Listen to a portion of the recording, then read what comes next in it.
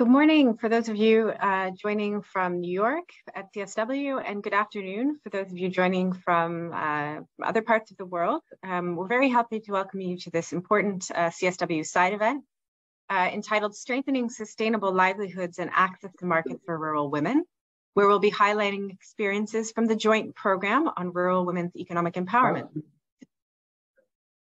The joint program is a joint program between the FAO, IFAD, UN Women, and the World Food Program. And I'm very pleased to welcome you. My name is Lauren Phillips, and I am the Deputy Director for the Inclusive Rural Transformation and Gender Equality team at FAO. We have a very distinguished set of speakers who are joining us today. I hope you will have lots of questions for them, and they're going to share a lot of great experiences from this important joint program, which has already had a successful first phase and is now in its second phase. I would like to remind everyone that we have interpretation available in both English and French. You can use it at the bottom of your screen.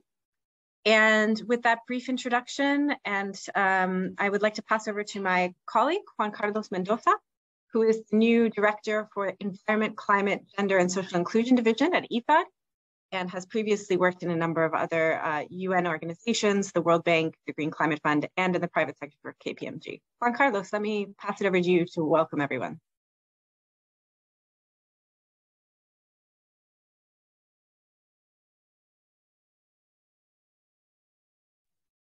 Thank you very much, Lauren. I'm delighted to welcome colleagues and distinguished guests to this virtual side event hosted by the UN Joint Program.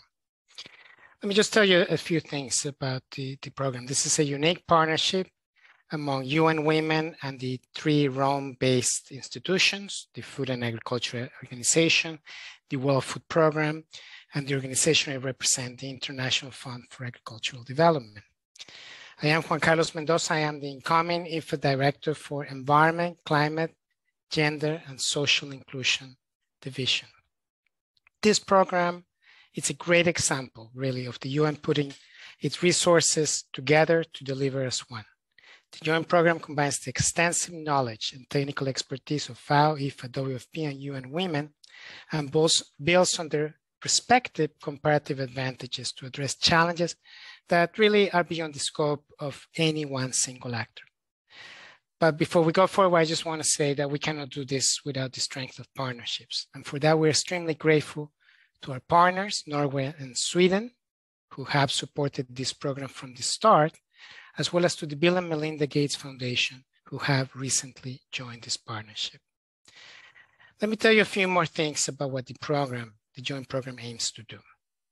It aims to secure rural women's livelihoods, rights, and resilience by creating an enabling environment for the achievement of rural women's economic empowerment. And this is done by interventions that consider 5 areas: food security, nutrition, income generation and the economic autonomy that it implies, leadership and participation, and finally, engaging authorities to deliver on gender-responsive policies. Gender equality and women's empowerment require action, and this is exactly what the joint program has been doing. Allow me to share a few of the results achieved. In the first phase, which was implemented between 2014 and 2021 in Ethiopia, Guatemala, Kyrgyzstan, Liberia, Nepal, Niger and Rwanda, the program reached over 80,000 rural women and over 400,000 household members. In its current phase, implemented in Nepal, Niger, the Pacific Islands, Rwanda, Tanzania, and Tunisia, we are targeting close to 55,000 rural women. Women-focused interventions make a substantial difference in rural lives. For example, in the geographic areas where the joint program operates, agricultural production has increased by close to 80%. Women generated over $3.6 million in income, and about half of that actually materialized into savings. But it goes beyond economic impact. Using the Women's Empowerment in Agriculture Index, we observe increased empowerment and household gender parity within participating households, reflecting the transformative change brought about by the program. But let me step back from the ongoing implementation of the program to the broader picture surrounding SDG 5 on gender equality. We are unfortunately off track on achieving this target by 2030, as you probably know. Women, and especially rural women, continue to face systemic and structural barriers, deeply entrenched social norms, and forms of discrimination which hinder their access to economic opportunities. And they are very important for global food systems. They represent almost half of the agricultural labor force in low-income countries, rising to 60% in South Asia and as much as 80% of the agricultural labor force in sub-Saharan Africa. However, they do not have the same economic opportunities as their male counterparts. They lack access to information, technology, productive resources, inputs and services, which open up economic opportunities beyond subsistence agriculture. And the current global food and cost of living crisis are exacerbating these problems.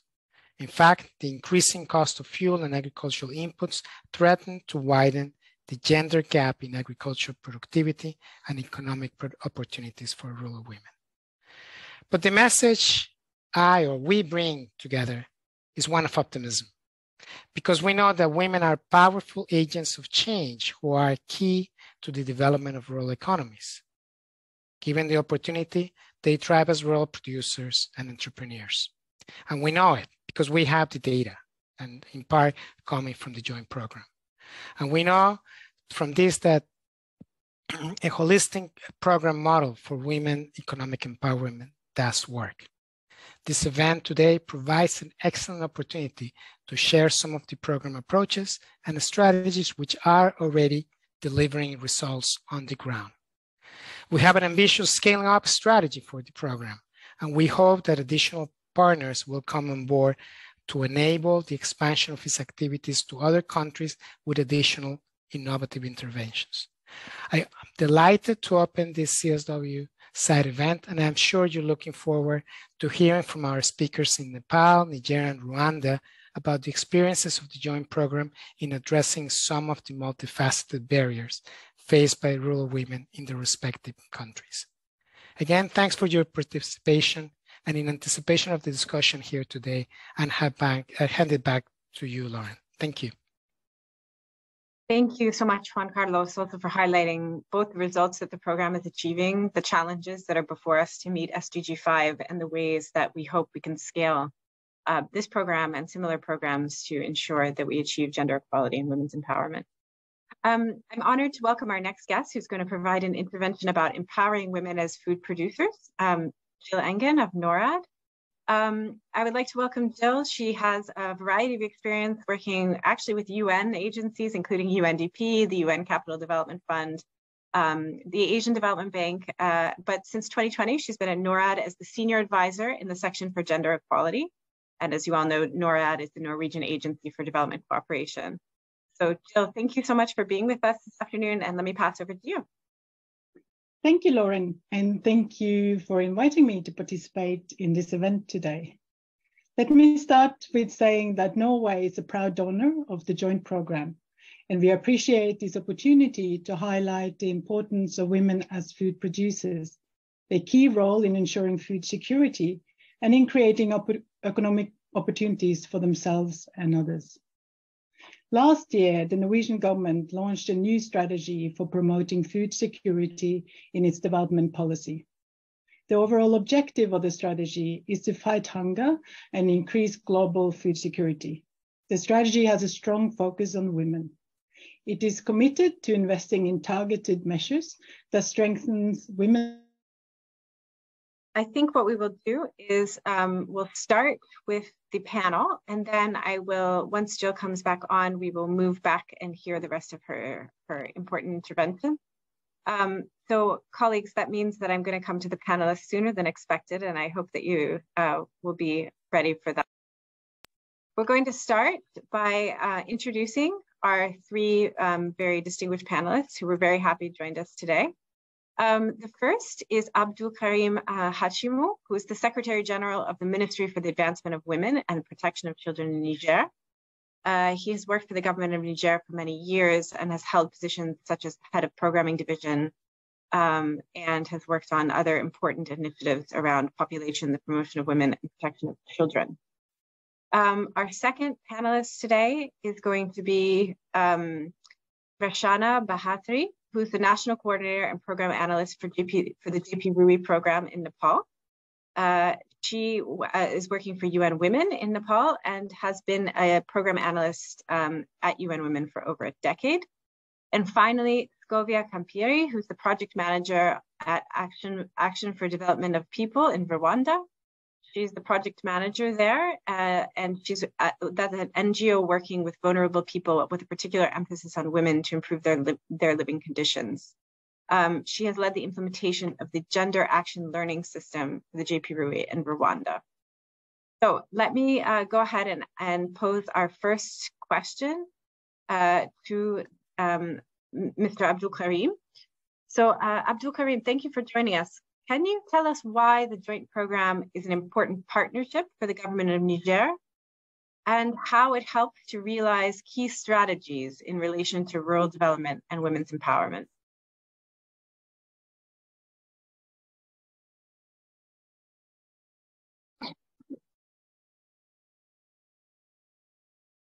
Oui, bonjour Lorraine, bonjour mesdames et messieurs.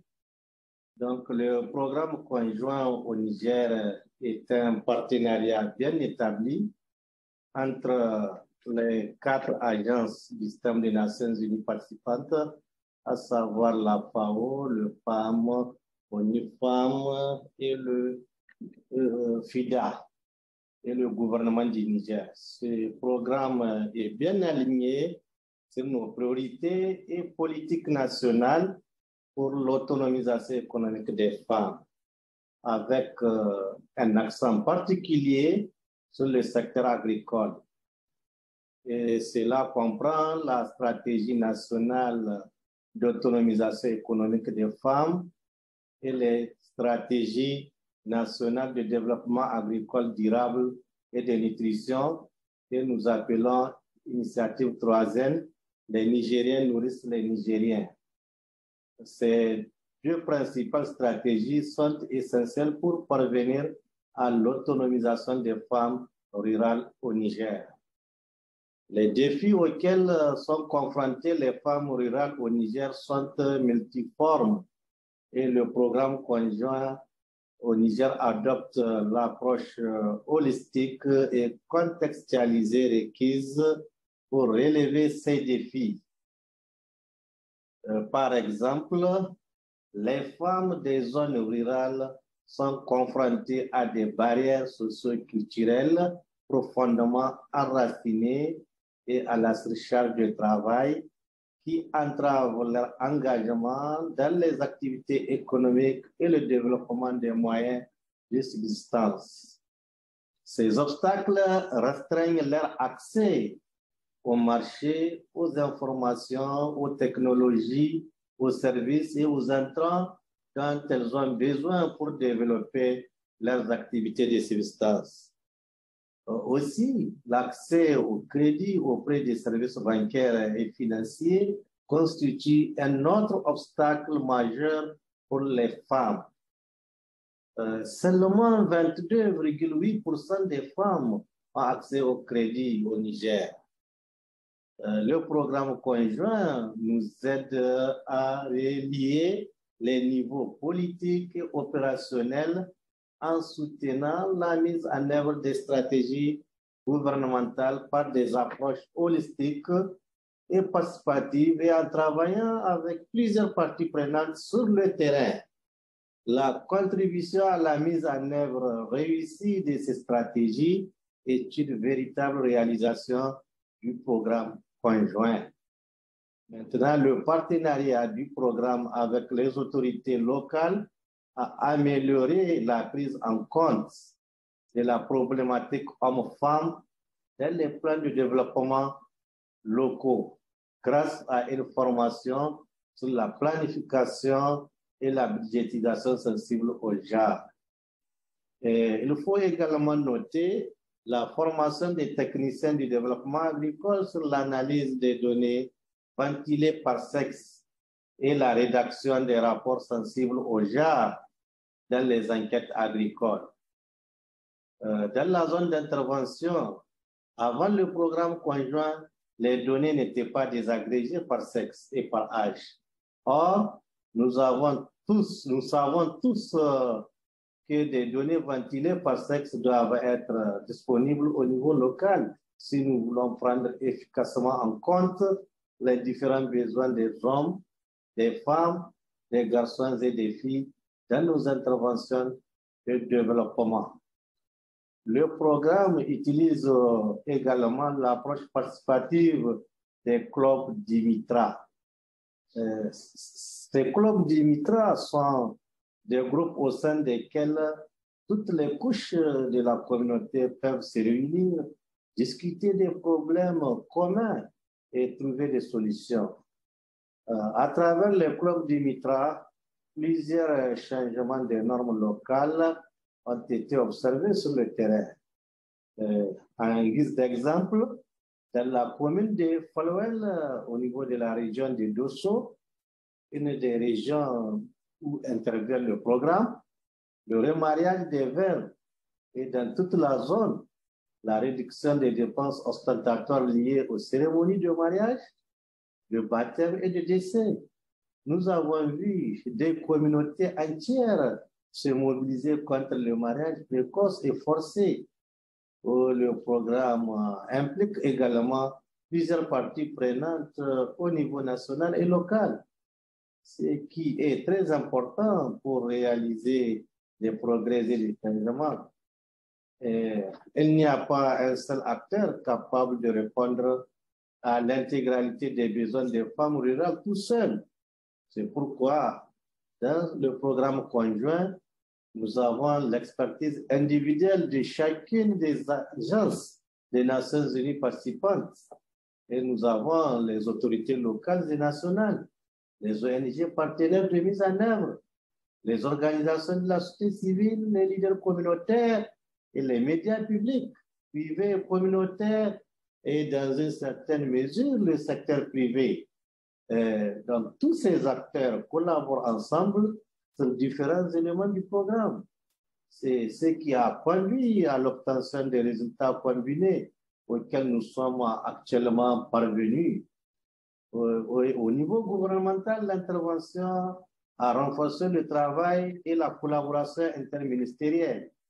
Nous avons également institutionnalisé la journée internationale de la femme rurale qui est célébrée le 15 octobre de chaque année, y compris la participation des femmes aux foires qui constituent des opportunités pour les femmes d'accéder au marché, en plus de l'accès aux achats locaux pour ravitailler les cantines. Donc, voilà, en termes de partenariat, ce qui s'est fait au niveau du Niger avec le programme conjoint.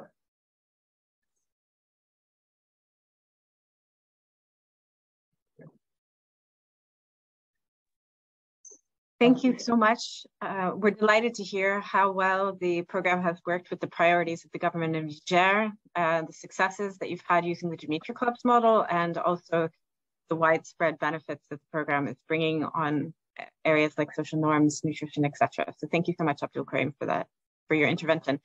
I'm going to pass over to Rashana now.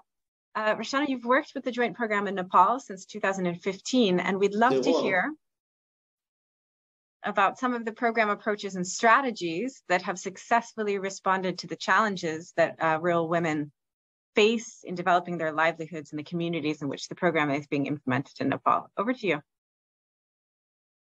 Thank you, Lauren.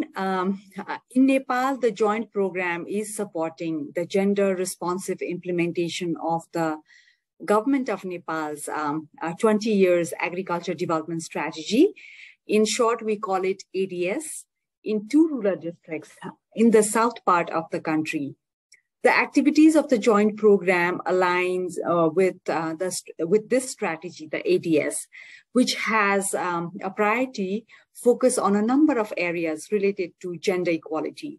These include enhancing the leadership of rural women farmers, enabling access to local service for rural women, access to inputs such as agricultural tools, seed, and technology, and moving them out of subsistence agriculture into commercial agriculture.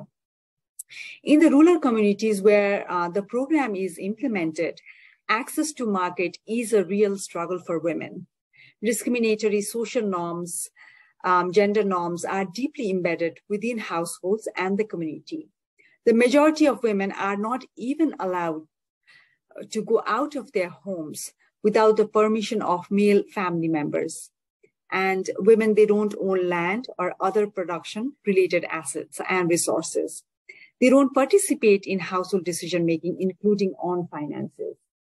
So in response to this, the program has an engaging men and boys strategy, which is targeted at multiple levels, including creating an enabling environment at home and in the wider community. We have a small percentage of male participants as direct beneficiaries that could support and sustain changes on gender equality and women's empowerment. Male household members are involved in activities such as household reflections on the division of household labor and awareness raising on gender equality for leadership. We engage multi-faith leaders and local leaders in the program. Interfaith leaders, they carry a lot of weight and have a key role to play. Along with local political leaders, these leaders participate in multi-stakeholder public hearings with community members on topics such as inclusion of gender equality in local development plans and the strengthening of male engagement on gender equality within the community. One achievement that I would like to highlight in achieving market access for women through positive social norm change has been the female-led construction of market outlet for rural women farmers. Members of different women's groups, they came together to form women-led construction management committees who fully took on the role of constructing these outlets, both as laborers and construction managers. At the time, we encountered a lot of resistance, from the community who said that women could not do it. We carried out sensitization with the community, and the result was not only a safe and practical market space for women, but also a changed mindset, along with increased confidence among the women who participated. As one woman told us during the intervention that my husband was amazed to see when I joined the construction work of the market outlet. Not only him, our community members also had never thought we women would be able to successfully complete the construction. After the completion, they said our hard work completely changed community members' perception toward women. They said now they are confident to say that women can do what men can do if women are provided equal opportunities as men.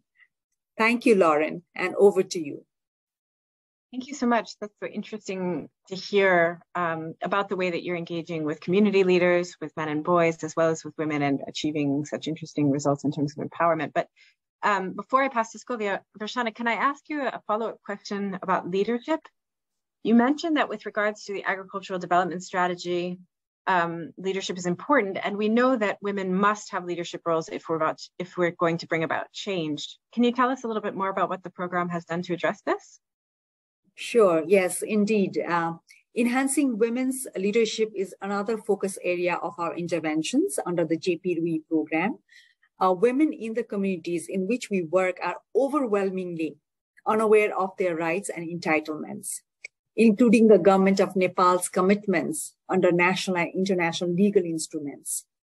We train the program participants on their rights under the Constitution of Nepal, keeping the training simple, informative, and also in their own local languages. For many women, this is really quite enlightening. They tell us that they had no idea about such rights and thought that as women, they were born with responsibility only for childcare and domestic tasks. We also provide training in leadership topics such as public speaking and negotiation skills. The program also includes public hearings which bring rights holders and duty bearers together. And there have also been community radio programs in which women were able to speak directly with the local officials. With this awareness, the women have been able to lobby local government for support for women farmers. This has contributed to women being able to access services and inputs from local government, including agriculture extension support without any support from the joint program. And another success was that as a result of the leadership training, a number of women stood for local election in 2022. And also, local election 2022 during our follow-up support during the intervention. And some were elected, others were not, but those not elected, just getting the candidacy was a big achievement. We will continue to support this towards the next local elections. Ensuring women have leadership roles at local level is critical for the inclusion of their needs and perspectives in local development programs. Thank you so much, Lauren, and over to you. Thank you, Shana. It's fantastic to hear that you were able to include women in speaking about policy issues and also in running for office, even if they weren't successful. So that's really important and impressive also to do so without the support of the program. Scovia, I'm going to turn to you now. We'd love to hear a little bit about the program in Rwanda. And specifically, maybe you could tell us about the groups of women that are targeted in the program. Yeah, all right. The joint program in Rwanda is currently working with some of the most vulnerable and marginalized women in rural communities in districts of Goma, Sherehe, and Nyaruguru. The program follows the principle of leaving no one behind to ensure that all members benefit from such development initiatives.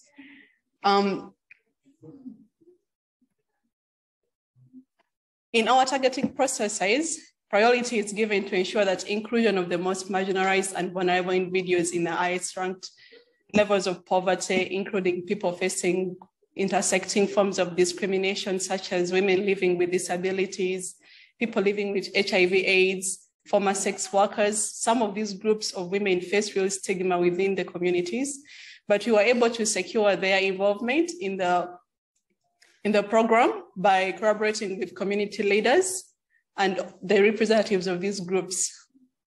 Program activities are designed in consideration with the target group. For example, we recognize that they lack literacy skills. The lack of literacy skills is a significant barrier of men and women to engage in markets. We provide foundational literacy and numerous training along with basic life skill guidance on topics such as hygiene, nutrition, and household management. The strategy of working through women's group is a key and was found highly successful in the program's first phase. The program approach contributed to sustainable and transformative change and development of women's social capital, and as well as enhancing their economic status.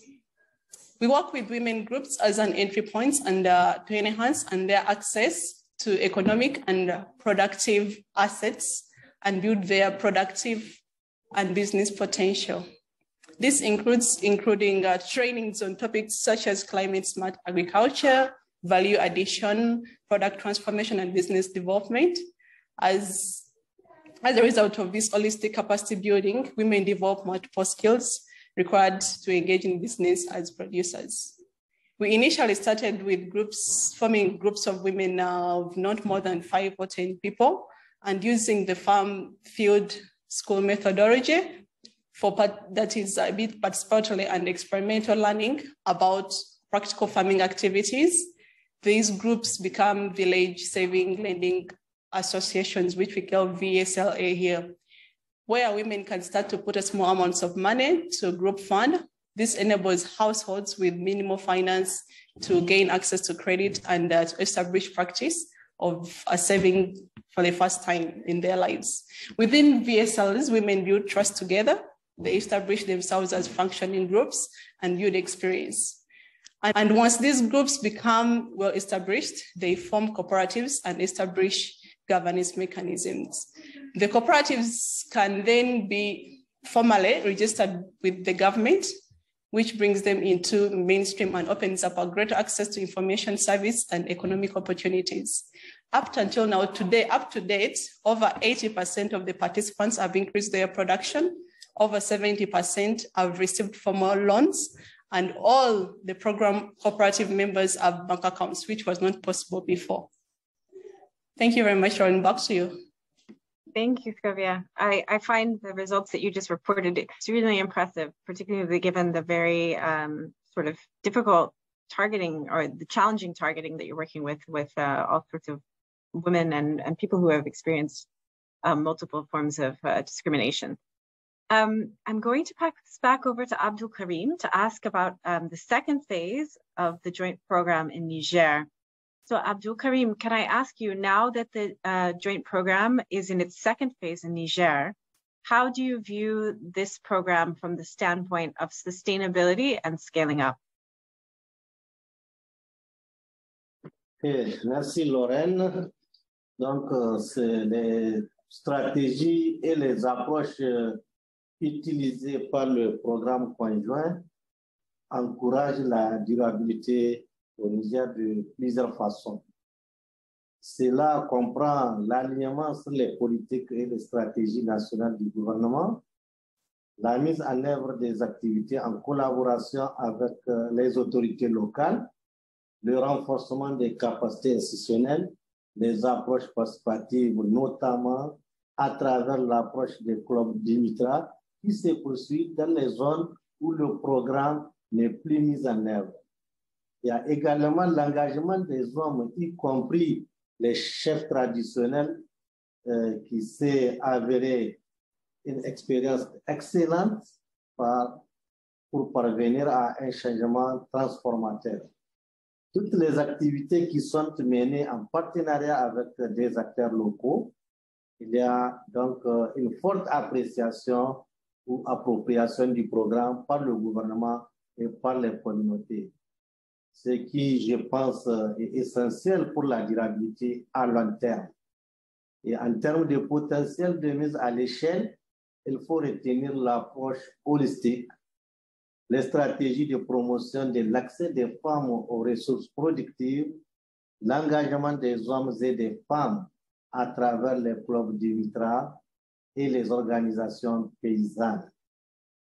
Et il n'y a pas une seule question essentielle pour renforcer les moyens de subsistance des femmes et améliorer leur accès au marché.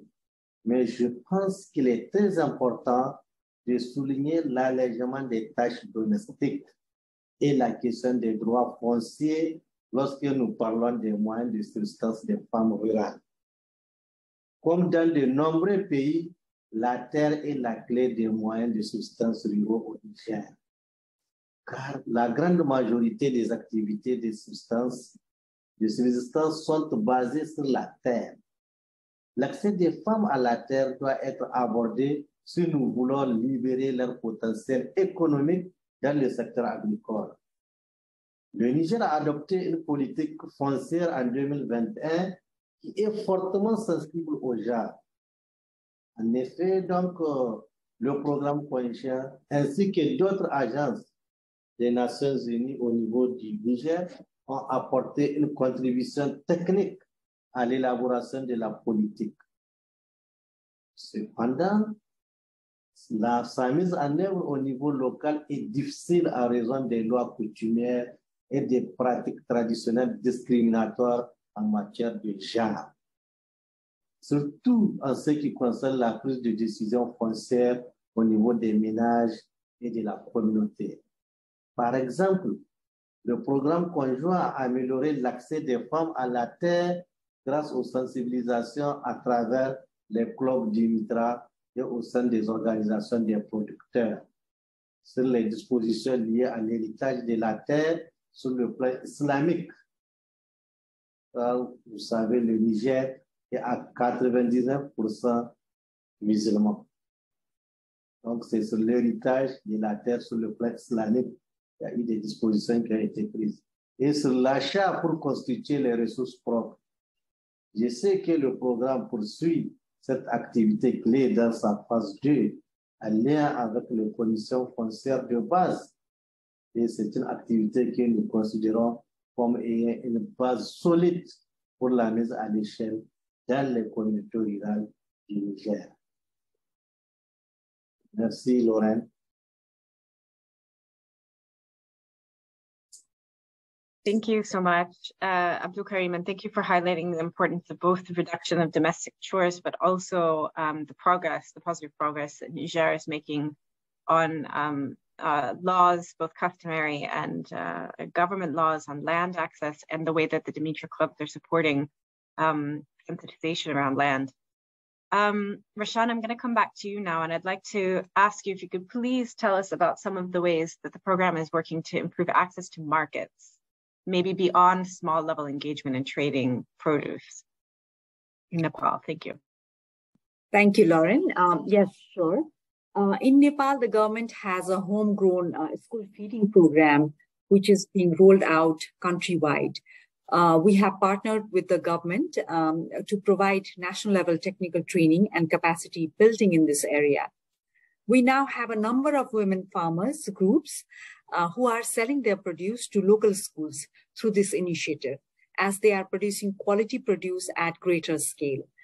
So the partnership with national and local government was key in supporting the acceptance of local women's produce by schools as it helped to build trust and confidence in the produce.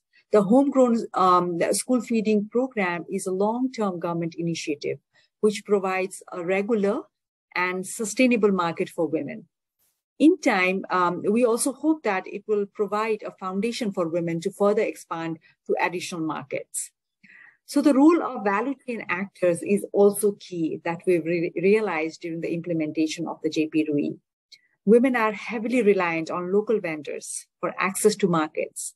However, a challenge women in our communities face is that women producers are treated with less respect than their male counterparts and get lower prices for their produce. We therefore carried out training with vendors on gender equality. After the training, the women reported changes, including greater level of respect, fairer prices, and improved access to markets. So one final point I would like to make here is that rural women in the program districts are also overloaded with both household work and farm activities. One contributing factor is the lack of use of modern technologies. Under the JP RWEE, we have worked to reduce women's drudgery by improving access to appropriate technology and machinery. Reducing women's time burden means that they can increase production and engage in income-generating activities. However, we do find that equipment is designed for men and is often heavy and cumbersome for women to use. So this is an area that we plan to increase our advocacy on so that manufacturers can produce appropriate equipment for women farmers. Thank you, Lauren, and over to you. Thank you. Thank you so much. I think all of those are super interesting and salient points about working to scale and making sure that access to technologies are suited to women's needs. Scovia, I'd like to ask in Rwanda, similarly to Nepal, what are some of the strategies that the program has taken to improve market access there? Thank you, Lauren. Well, in Rwanda, many smallholder farmers struggle to transform their livelihoods from subsistence agriculture to market-oriented ones. The program works to improve products transformation and value addition, but it is hard for women to secure buyers. As the quality of women's produce improved and the groups were able to add value to their products and produce in volumes, we were able to connect them and link them to the groups of to former buyers, and women now have formed contracts with larger off-takers. This significant move has been a move like women are have been lifting themselves out of the low value markets. Some cooperatives have been able to engage in the export market. This includes growing avocados and tomatoes for export and premium size for scale to larger off-takers. engaging in markets that are more lucrative, and also contributes to improving women's access to finance, as they are able to get credit advances based on their contracts with the off-takers. With this, they can purchase additional inputs and further enhance their operational capacity and income and their livelihoods. In the second phase of the program, we are really aiming at strengthening women's involvement along the value chain involvement. And this will start with a gender-sensitive value chain assessment to identify the value chains that are best for economic potential for rural women. Following the capacity building in products, transformation, and value addition, we will then work with actors along with the value chain to enhance their engagement with women. Women's digital access is still key for expanding their market access within our communities. Use of ICT remains low. Challenges include lack of smartphones, lack of knowledge in the use of the technology for economic opportunities, and social norms regarding women's use of smartphones. During the first phase of the program, we've seen increased uptake in the use of technology for market access. Primarily through the use of smartphones, the program provided orientation on the use and advantages of technology and digitalization in areas such as product enhancement and marketing products. With the surplus income and saving generation by women, some women were able to purchase smartphones. While it is still a challenge for all women to individually own a smartphone, as a group of women have access to a smartphone through group members. This means they have access to relevant market and weather information. All of the participants now are using mobile money for daily transactions, just, for example, purchasing agricultural inputs and making payments. Women have also been able to access micro-loans, which has been important on how they have been able to do everything. Thank you very much, Ren. Back to you. Thank you so much, Scovia.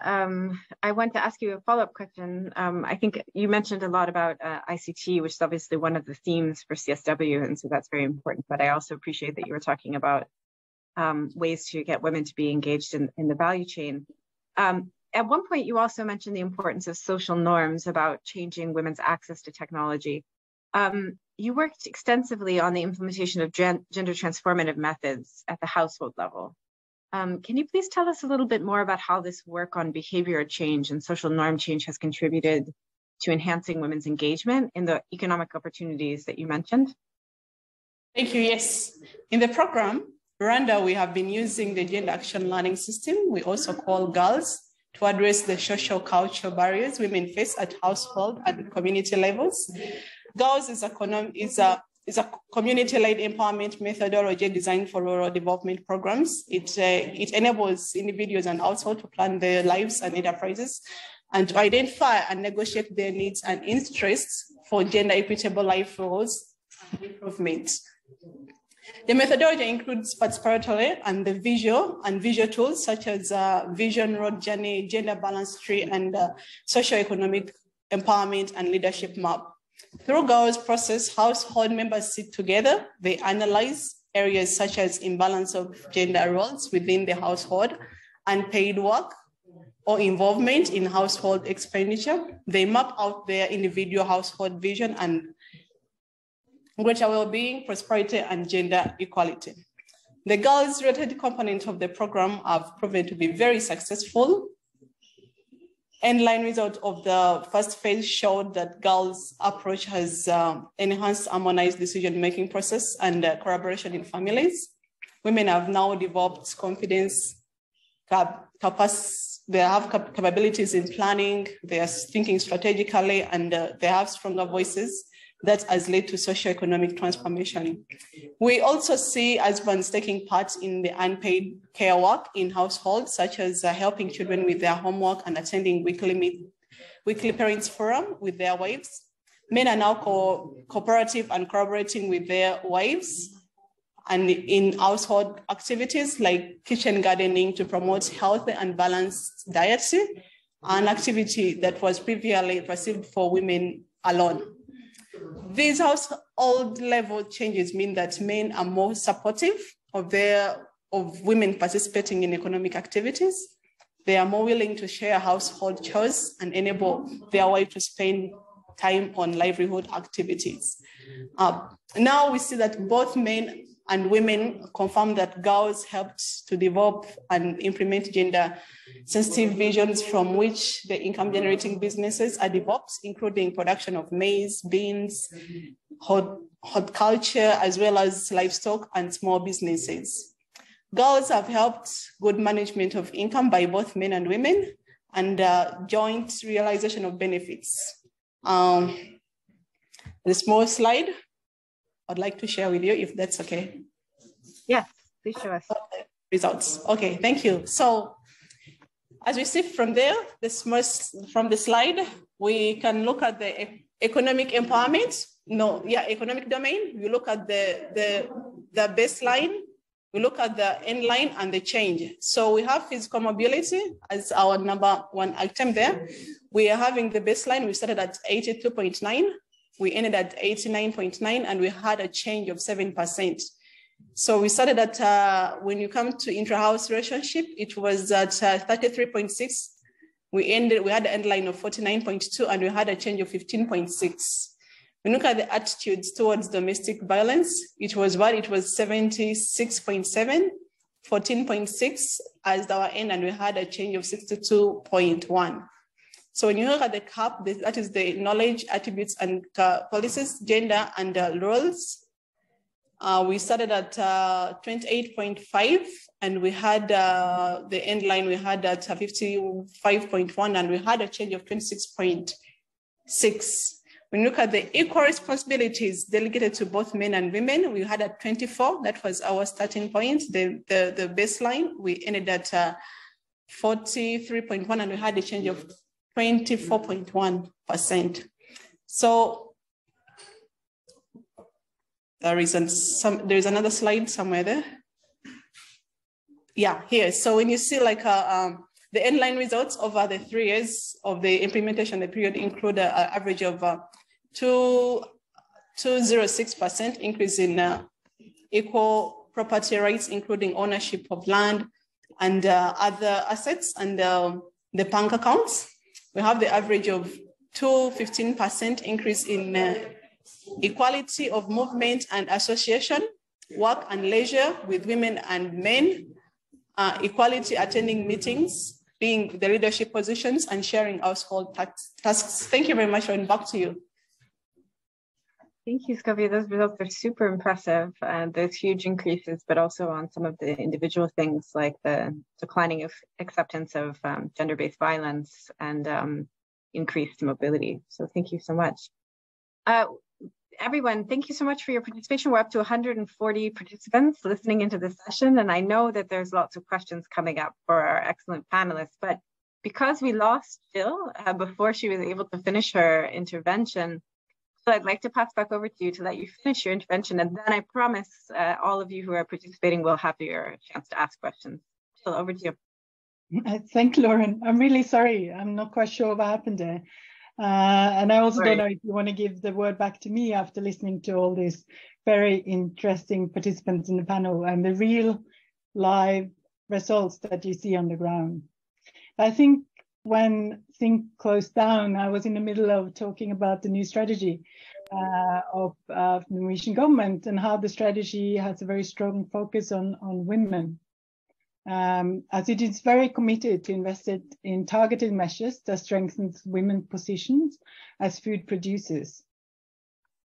The Norwegian strategy also prioritizing strengthening women as key stakeholders in the value chain and the broader food system.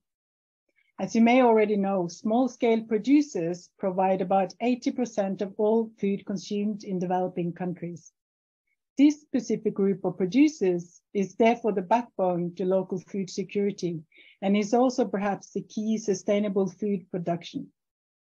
Paradoxically, this very same group also represents the majority of chronically hungry and malnourished families. If one breaks down this number further, women are even worse off than men. Recent numbers indicate that at least 150 million more women than men experienced food insecurity in 2021. Unfortunately, women are not only prone to be more food insecure, but their possibilities to do something about it is also more constricted than for men. These structural inequalities and social norms that women smallholder farmers face every day are far from conducive for increasing their ability for self-subsistent food production, and let alone create a surplus for economic gains. As the Norwegian Minister of Development recently said in her opening statement at the conference Gender Matters in Colombia, women's rights are basic human rights, but gender equality is also smart economics. We simply have no choice. In other words, ensuring gender equality and equity for women smallholders by targeting interventions that contribute to this change is the value proposition here. However, this is a complex picture and there are no quick fixes. Holistic interventions are needed as these women face a whole range of structural barriers and social norms which hinder their equal access to services, resources, and opportunities. So what needs to change? Well, I can start off by saying there's a lot that needs to change. And we heard a lot how to change it today by the panelists. But we cannot remove these barriers to improve livelihood and food security for women without the full and equal participation of women and girls, men and boys. Since I only have a few minutes, I will only mention a few key policy areas that I strongly believe require our attention.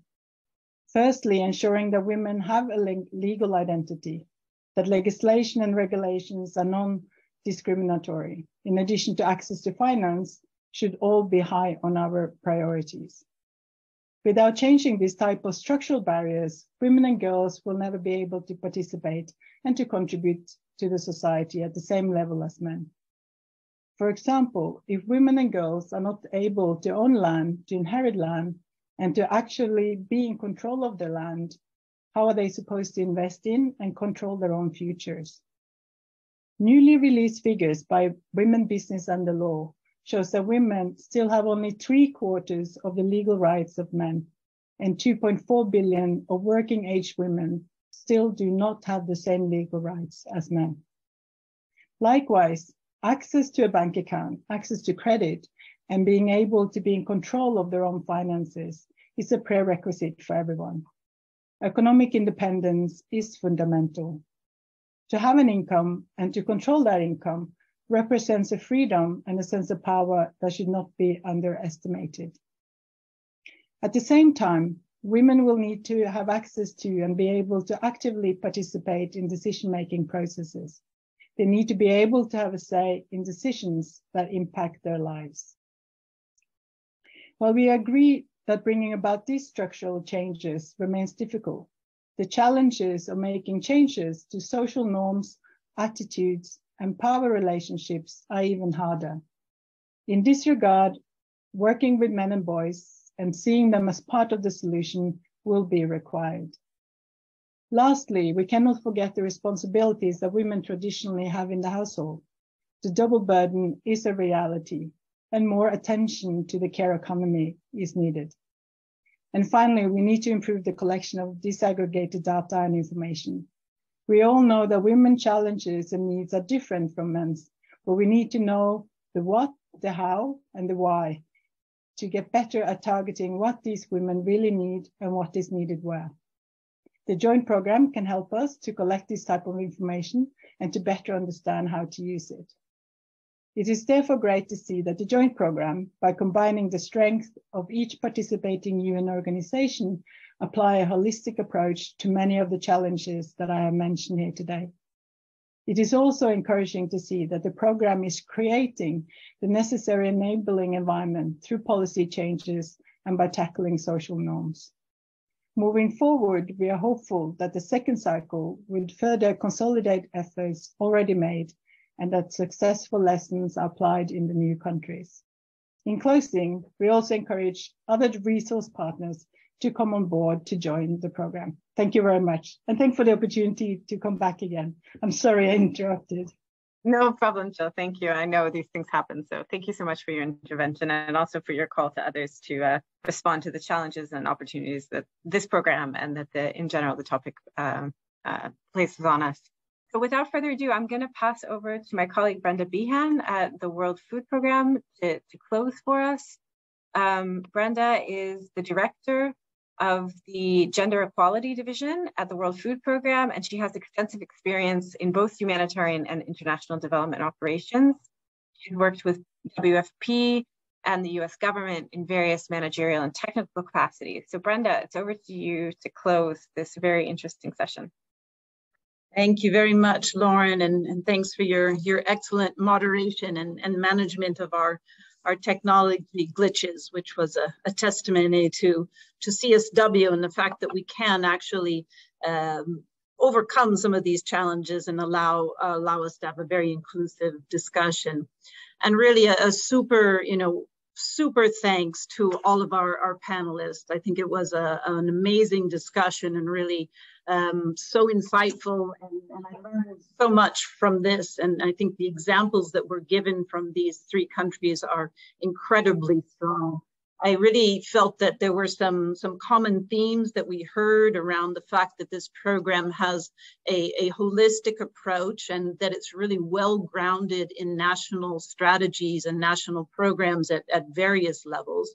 And that it really is addressing some of the key barriers for women, looking at the issues around credit, around land access, around the legal status and the ability to have IDs, the ability to have skills, technologies, knowledge, and to reduce the risks that are involved in these livelihoods. And very importantly, to look at addressing some of the social norms that really inhibit the full economic empowerment of women in rural communities. I think we heard from Niger the emphasis on the whole of society approach and the fact that the sustainability of this really also is about connecting the policy level to the local issues and the supering of some of the customary law and norms that really impede women from having full access and full participation. Super interesting to hear from Nepal around the use of the homegrown school meal program, and very interesting on the construction and the fact that having women involved as laborers and construction managers really contributed to shifting norms.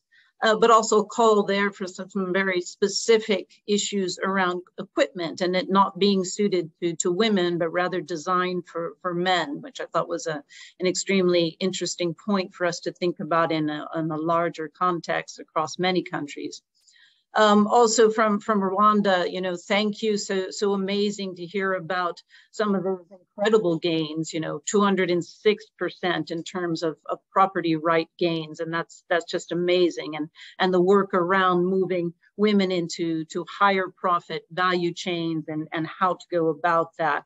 And from NORAD, really appreciate the remarks around the prerequisites and the enabling environment that is just fundamental for any of this to really work.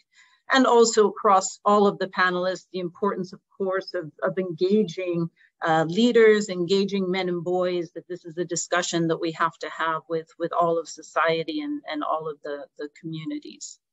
So we all know, I think, and recognize that women are at the center of these rural communities and that their contributions at the household level and the community level are really key to achieving economic and social transformation. And we know also, that when they have that access to resources, to opportunities, to services, to technologies, to assets, they really do thrive as women, as entrepreneurs, as producers, and that as a result, households are lifted, households and communities are lifted out of poverty, and that economies are stimulated. I really think, we've heard also the importance of the voices of women and their leadership. and that these programs are definitely supporting that and overcoming some of the structural barriers that are so important and so deeply challenging in so many contexts. We've also heard about the process of really bringing about transformative change in these communities and addressing these discriminatory social norms. And we realize, you know, how much those are embedded and how difficult that is, but that it is really a fundamental part of this work and a really important aspect that connects and makes it more holistic than many other programs that I think we can think of.